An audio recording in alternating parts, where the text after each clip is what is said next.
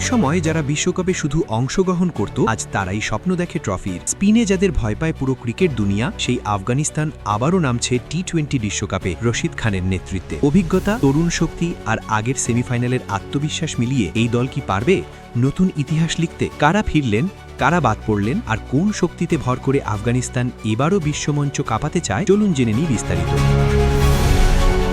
আগামী 7ই ফেব্রুয়ারি ভারত ও শ্রীলঙ্কায় শুরু হতে যাচ্ছে টি-20 বিশ্বকাপ। ক্রিকেট বিশ্বের এই মহাযজ্ঞকে সামনে রেখে শক্তিশালী 15 সদস্যের দল ঘোষণা করেছে আফগানিস্তান ক্রিকেট বোর্ড। আর সেই দলের নেতৃত্বে থাকছেন দলের সবচেয়ে বড় তারকা, বিশ্বের অন্যতম সেরা লেগ স্পিনার রশিদ খান। বিশ্বকাপের আগে ওয়েস্ট ইন্ডিজের বিপক্ষে 3 ম্যাচের টি-20 সিরিজ খেলবে আফগানিস্তান, যেখানে এই ঘোষিত স্কোয়াডই মাঠে নামবে। অর্থাৎ বিশ্বকাপের প্রস্তুতির মঞ্চ হিসেবেই দেখছে আফগান ক্রিকেট বোর্ড। দল ঘোষণার সবচেয়ে বড় খবর, দীর্ঘদিন পর ফিরেছেন পেসার ফজল হক ফারুকি ও অভিজ্ঞ ব্যাটিং অলরাউন্ডার গুলবাদিন নাইব। গত অক্টোবরে বাংলাদেশ সফরে এই দুই ক্রিকেটার দলে ছিলেন না। সাম্প্রতিক পারফরমেন্স ও অভিজ্ঞতার কারণে বিশ্বকাপের স্কোয়াডে আবারও জায়গা করে নিয়েছেন তারা। এছাড়া দলে ফিরেছেন অফ স্পিনার মুজিব উর রহমান এবং ডানহাতি পেসার নাভিন উল হক। নাভিন দীর্ঘদিন কাঁধের চোটে ভুগছিলেন।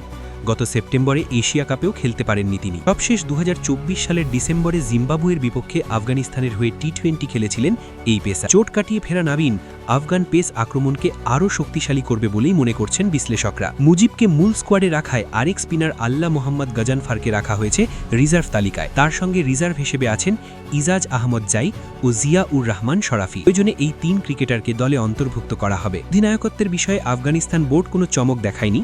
রশিদ খানই থাকছেন দলের প্রধান নেতা। এর আগে গত অক্টোবরে বাংলাদেশ সফরে এবং নভেম্বরে জিম্বাবুয়ে সফরের প্রথম 2 ম্যাচেও আফগানিস্তানের নেতৃত্ব দিয়েছেন তিনি। তৃতীয় ম্যাচে রশিদের অনুপস্থিতিতে অধিনায়ক ছিলেন ইব্রাহিম জাদরান। এবার বিশ্বকাপে রশিদের ডেপুটি হিসাবে সহ অধিনায়ক থাকছেন জাদরান। ব্যাটিং বিভাগে আফগানিস্তানের বড় ভরসা রাহমানুল্লাহ গুরবাজ। আগ্রাসী এই ওপেনারের সঙ্গে উইকেট কিপিংয়ের দায়িত্ব ভাগ করে নেবেন মোহাম্মদ ইসহাক। মাঝের সারিতে আছেন সিদ্দিকুল্লাহ আতাল, দারবিশ রাসুলি ও শহীদুল্লাহ কামাল, যারা দ্রুত রান তুলতে সক্ষম। অলরাউন্ড বিভাগে আজমতুল্লাহ ওমরজাই, গুলবাদিন নাইব ও অভিজ্ঞ মোহাম্মদ নাবি দলের ভারসাম্যের বড় শক্তি। বিশেষ করে নাবির অভিজ্ঞতা বড় ম্যাচে আফগানিস্তানের জন্য হতে পারে অমূল্য। বোলিং আক্রমণে রশিদ খান, নূর আহমদ, মুজিব উর রহমানের স্পিন থ্রোই যে কোনো ব্যাটিং লাইনআপের জন্য ভয়ঙ্কর। সঙ্গে আছেন নাভিন উল হক ও ফজল হক ফারুকির মতো গতিময় পেসার। উল্লেখ্য বিষয় হল 2024 সালে হওয়া সর্বশেষ টি-20 বিশ্বকাপে আফগানিস্তান সেমিফাইনাল খেলেছিল। আইসিসি টুর্নামেন্টে এটিই তাদের সর্বোচ্চ সাফল্য। সেই আত্মবিশ্বাস নিয়েই